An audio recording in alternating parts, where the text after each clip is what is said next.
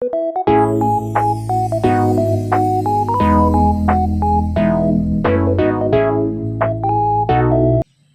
dear student, what food did you eat today? Yes, a chicken. Very good. Yes, a vegetable. Yes, a chicken also. Yes, a fruit salad. Very good. So, my dear student, have you ever wondered what happens to the food we eat and how we get energy from it? Today, we are going to explore the food chain, a process that shows how energy moves from plants to animals and back to the earth. And let's see how everything is connected and how we all depend on each other's for food. But before that, let's have our learning objectives first. So this is our learning objectives. So at the end of the lessons, you, my dear students, should be able to first, define food chain and describe its process, including the roles of producers, consumers, and decomposers. Next, identify and classify animals based on their diets as herbivores, carnivores, and omnivores. And lastly, draw a simple diagram about food chain using the living things from the Philippines and label them as herbivores, carnivores, and omnivores. But before we proceed to our lesson proper, let's have an activity first. Okay, so are you up for a challenge? Okay, so very good. I am glad that everyone is excited for our activity. Okay, so this is our activity. Okay, so the name of our activity is called Jumbled Letters. So what you are going to do, my dear student, is that you are going to guess what is the word behind this jumbled letter. So you are going to uh, arrange these jumbled letters in your mind and you will try to guess what is the word behind these jumbled letters. Okay, so who wants to answer the number one? So yes, anong sagot mo? Autotrophs. Very good. Number two, yes, consumers. Very good. Number three, yes, herbivores. Tama. Number four, yes, carnivores. Very good. And lastly, the number five, yes, omnivores. Very good. Okay, so now, based on the word that you have formulated or you have guessed, so explain how those words are related to the concept of the food chain. Parang gamay lang na explanations will do. Okay, so who wants to answer? Yes? So what is the word that you are going to explain? The autotrophs. Okay, so explain how is the word autotrophs relates to the process of the food chain. Precisely. Very good. Who wants to answer? Yes? What is the word? Consumer. Okay, so yes, explain. Very good. Okay, another one. Yes? What is the word? Herbivores. Yes, explain. Very good. Another word? Carnivores. Okay, very good. And lastly, the omnivores. Who wants to explain? Yes. Very good. Okay, so let's clap ourselves because everyone is very participative. Okay, so now let us proceed to our lesson proper. So what is the food chain? A food chain is a linear sequence that show how energy and nutrients flow through an ecosystem. It illustrates the relationship uh, between organisms based on who eats whom. So the food chain is typically begins with the producers, such as the plants, the algae, okay? So which created energy through photosynthesis. So these producers are then eaten by the primary consumers. What are the primary consumers?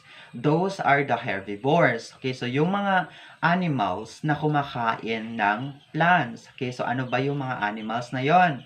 So an example would be the goat, the carabao. Okay, so these herbivores may be eaten also by the secondary consumers. So what are the secondary consumers? Those are the carnivores or the omnivores. So those are the animals or organism that eats the meat.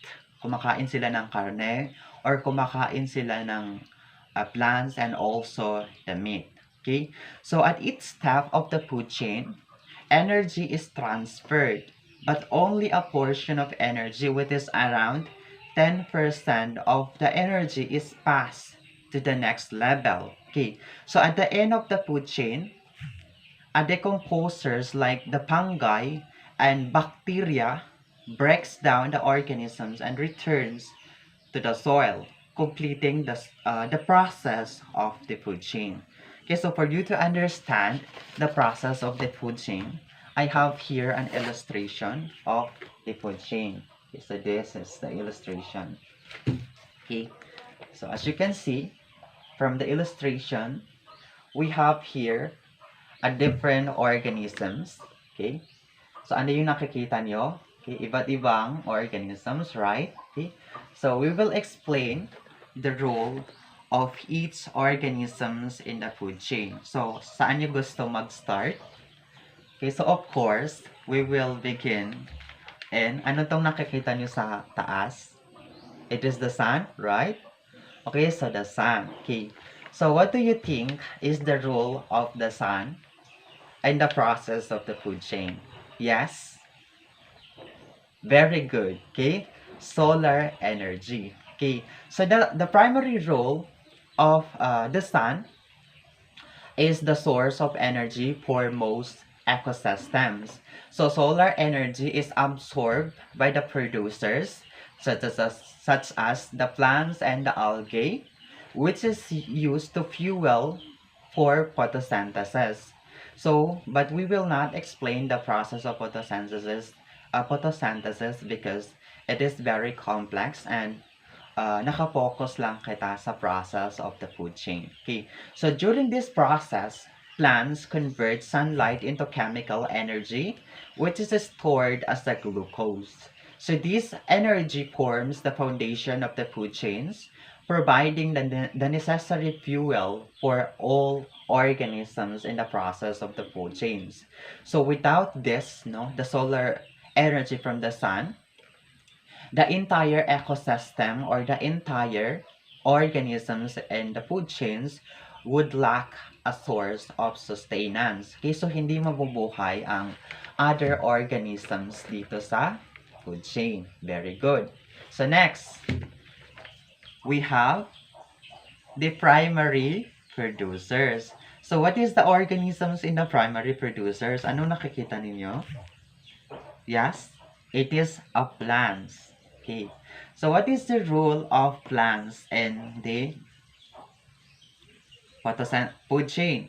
Yes, very good. Okay, so the primary producers or autotrophs are organisms that convert sunlight into energy through photosynthesis. Okay, so in some cases, chemosynthesis. So these include plants, algae, and certain bacteria. Okay, so through the photosynthesis, primary producers use sunlight to convert,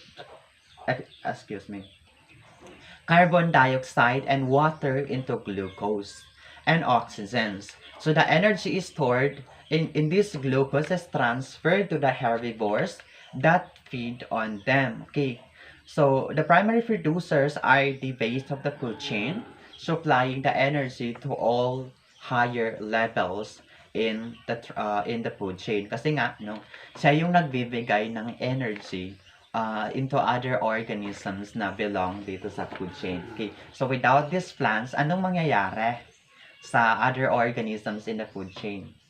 Mamamatay sila, diba? Okay, so yes, tama. Okay, so next, we have the primary consumers. So, ano nakikita ninyo sa primary consumers? Ano ito? It is a caterpillar. Yes, precisely. Okay, so what do you think is the role of the caterpillar in the process of the food chain? Yes, ikaw. Very good. Okay. So the primary consumers or herbivores are organisms that feed on primary producers. So when they eat the plants, they acquire the chemical energy which is stored in the plant's tissues. So this energy is used for their growth, reproduction, and daily activities. So at this level, which is the primary consumers, only about 10% of the energy is acquired by the primary producers, primary consumers also. Kasi nga, no, yung mga energy na nakukuha niya is used. Yung mga energy na nakukuha ng primary consumers sa primary producers ay ginagamit nila for their daily activities. Okay, so that's why about 10% lang yung energy na nakukuha nila sa primary producers. Okay, so next we have the secondary consumers. So, anong nakikita niyo sa secondary consumers? Yes, it is a frog, right? Yes. So, what do you think is the role of the frog or the secondary consumers in the process of the food chain? Yes. Very good. Okay. So the secondary consumers are organisms that eat the primary consumers. So this can be carnivores that prey on herbivores or omnivores that eat both the plants and animals. So when secondary consumers consume the primary consumers, they take in the energy that was stored in the herbivores. However, okay, so just like the other consumers in the food chain, only 10% of the energy yung nakukuha ng secondary consumers. Kasi nga, yung other energy is ginagamit nila for their daily activities. Okay?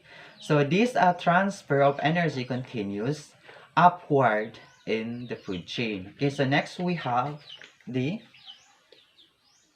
tertiary consumer. So, ano yung nakikita ninyo sa tertiary consumer? Yes, it is a snake, right?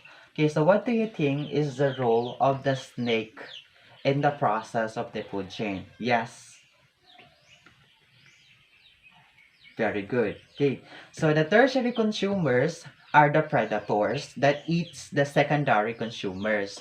So this includes the large carnivores such as the lions, the hawks, or the snakes. So the energy transferred to the tertiary consumers is derived from the secondary consumers that they eat. But again, only about 10% of the energy from the secondary consumers is passed on. So just like the other levels, much of the energy is lost as heat or use by the tertiary consumers for their bodily functions. So the tertiary consumers are often apex predators and play a crucial role in regulating the populations of other organisms in the ecosystem. Okay. So next we have the the apex predator. So what is the organism that belongs to the apex predator? Ano yung nakikita nyo? It is an eagle. Very good. Okay. So now, what is the role of the apex predator in the food chain? Yes. Very good. Okay. So the apex predator is the top predator in an ecosystem. So an example of this is yung mga eagle, yung humans, as humans is also an example of apex predator because yung mga apex predator they have no predators. Okay? Wala silang specific predators. Wala silang specific na animals na kinakain. Kakain sila ng both plants and the animals. Okay? Kung ano-ano na lang yung kakainin nila. So, okay. So these apex predators sits at the highest level of the food chain. Okay. So the energy that is acquired by the apex predator comes from consuming the tertiary consumers or other organisms that is below to them. Okay? So, yung other organisms dito sa food chain, pwede silang kainin ng apex predator. Okay? Kasi nga, walang specific food na kinakain ang mga apex predator. Pwede silang kumain ng animals, pwede silang kumain ng mga plants. Okay? Okay, so those are the apex predator. So next we have the decomposers. So ano nakikita ninyo sa decomposers? Okay. Yes, it is a mushroom.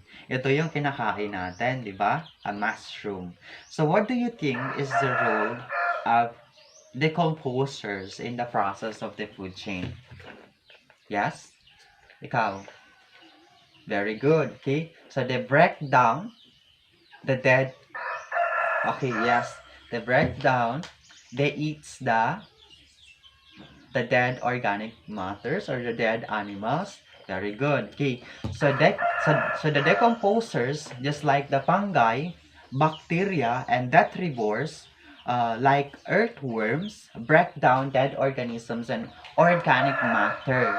So during decomposition, the energy stored in the bodies of the dead organism is released back into the ecosystem.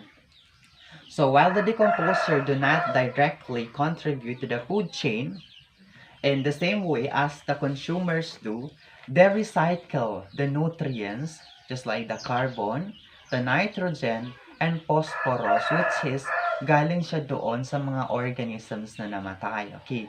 So these nutrients are returned to the soil or in the water, enriching the environment and making them available for primary producers to use, thereby sustaining the entire ecosystem. Okay, so as you can see, no, from galing siya sa primary producers and napunta na siya sa mga consumers, then nung namatay na yung animals, okay, so that is when the nutrients na nakuha ng organisms dun sa primary producers ay napunta ulit siya sa lupa, okay, and also yung nutrients na yon ay na-absorb din ng primary producer. So as you can see, it is a continuous cycle. Okay, so diba? It is amazing, right? Okay. So did you understand the process of the food chain? So very good. Okay. So organisms are also classified according to their diets. Okay, so first we have the herbivores. So what are the herbivores? So herbivores are organisms that primarily consume plants or plant-based materials for their nutrition. So they feed on grasses, leaves, fruits, or other plant parts to acquire the energy and nutrients that they need to survive. So an example of herbivores includes the cows, the rabbits, and also the caterpillars. Okay, so these organisms are crucial in transferring energy from the primary producers to the higher trophic levels in the food chain. So herbivores are the first consumers in the food chain and serve as the food source for carnivores and the omnivores. So next we have the carnivores. So what are the carnivores? So the carnivores are organisms that primarily feed on other organisms. So they hunt or scavenge other animals to obtain their food.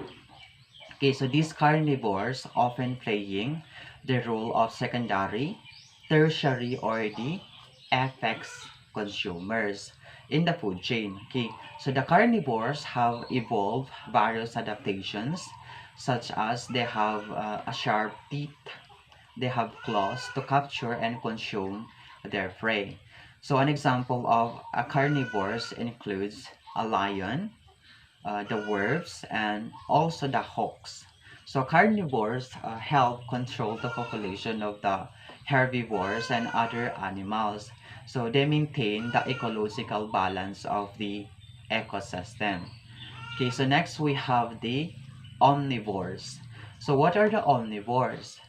So the omnivores are organisms that eat the both plants and animals. So these creatures are often adaptable in their diets and can consume a variety of food sources. So which may include fruits, vegetable, insect, and other small animals. Okay. So the omnivores play a significant role in the food chain by occupying the multiple trophic levels. So an example of omnivores includes the humans, raccoons, and also a pig. So omnivores help control plants and animals population and also serve as both primary and secondary consumers. So lastly, we have the scavenger. Okay, so what are the scavengers? So the scavengers are organisms that feed on dead animals or decaying organic matters. So they do not actively hunt their food, but instead they take advantage of the carcasses left behind by the predators or animals that have died of other causes. So the scavenger help clean the environment and recycling the nutrients by breaking down the dead organisms. So an example of scavengers includes the vultures, the hyenas. Okay, so those are the animals that na kumakain ng mga dead organic matters. So other examples of scavengers are the fungi, bacteria. Okay, so these scavengers, no, do not directly benefit from the energy stored in animals that have already been consumed or decomposed by the other organisms. Okay, so yung mga scavenger, nakaka-help sila in recycling the nutrients, okay, in the ecosystem. Okay, so in conclusion, everyone, please read the slide. Very good. Okay, so now, if you're let's see if you really understand the lesson. Okay, so now we will be having our activity. Okay, so the name of this activity is called draw what you learn. Okay, so what you are going to do, everyone, please read the slide. So is it clear? Very good. Okay, so you have only 5 minutes to complete this activity. Okay, so everyone, please get a pen paper here. Okay, so dito kayo mag-draw ng inyong activities. Here. You only have 5 minutes. So now, do your activity. Time's up. Okay, so everyone, akin ang mga paper niyo. So very good. So I hope that you've learned something from this lesson. Okay, so thank you so much for attending this class. Okay.